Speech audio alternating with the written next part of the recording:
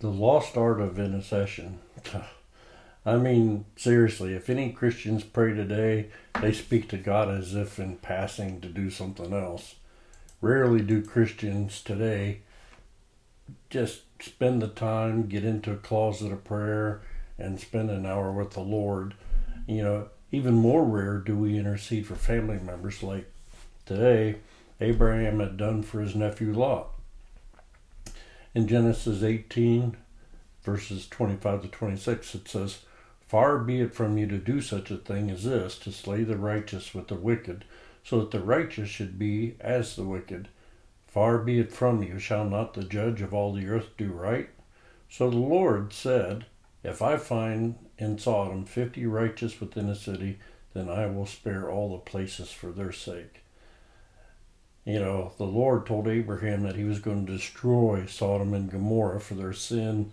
I mean, it was just extremely great. Abraham intercedes on behalf of his nephew Lot, telling the Lord, will you destroy Sodom and Gomorrah if there's any righteous people found there? And the Lord said he would not. So because of Abraham's intercession for Lot, his family was led out of the cities before they were destroyed. We need to get back to interceding on behalf of our pastors and teachers, for great is the spiritual warfare against those who preach and teach the truth of God. I mean, the more you preach hard on sin, the more you preach hard on obedience, the devil is going to be there. He's going to attack you. He's going to work on your weak spots. He's going to bring up your past. He's going to throw all kinds of things in your way. And so our leaders really need lots of prayer. We need to intercede also for the salvation of lost souls, and just travailing in prayer, being burdened for those bound for hell. Hardly anybody's burdened anymore in their prayer life. Rarely does anybody get on their knees and put their head to the floor and say, Lord, you've got to save this individual. You've got to save these souls. And, we don't do that anymore. We don't intercede, for people having trouble. We don't intercede for Christians. We don't intercede for the lost. I mean, if you witness to them and there's no way that you can seemingly convince them, prayer is the most powerful tool you can have to desperately and persistently pray like a woman in childbirth for the salvation of their souls, and then the Holy Spirit will reach out and find a way to convince that person. I mean, and even today, we have no strength or empowerment of the Holy Spirit living in us, living out the truth of God, because of our lack of prayer. Christians today are wishy-washy. They don't stand on truth.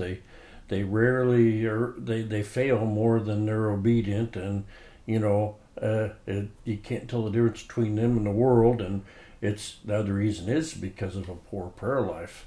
We don't pray. We don't stick in the Word. We don't get to know what Christ is saying to us, and we don't get in our knees and pray for strength. And exalting Him, and then praising Him, and then being grateful for everything He's done for us, and then say, Lord, I can't do this without your strength, and just lean back and watch God work. We lack that type of praying deeply, interceding for ourselves. I mean, we lack the salvation of souls because of our lack of prayer. We lack the wisdom and understanding of God's truth because of our lack of prayer. I mean, if you're getting the idea that everything rises or falls on our prayer life, then you're absolutely correct. Absolutely correct. Prayer is everything to the Christian. That's why the devil tries to keep you so busy you don't have time for it. And that's the reason, because it's the most powerful thing you can do. It draws you closer to Christ. It draws you closer to Him, and God relays back to you the wisdom and understanding of God's truth. You can have all the knowledge you want up there, but if you don't have the wisdom to put it into living it out in our lives and experiencing in our life, then what good is the knowledge we have? You get that in prayer and being on your knees before God. I mean, if Christians today are going to be victorious against the forces of the rising tide of evil that's evident in our society, we better get back to a powerful prayer life where quality is spent with Abba Father. You want to be victorious? You spend time in prayer. You want to live out God's truth? You spend time in prayer. You want to be more of a stronger witness for Christ? You spend time in prayer. Prayer is the key to everything in our Christian walk. You have a great day, and don't forget to pray more. And don't forget to sign and hit the subscribe button if you want more of these videos into your box. So have a good day.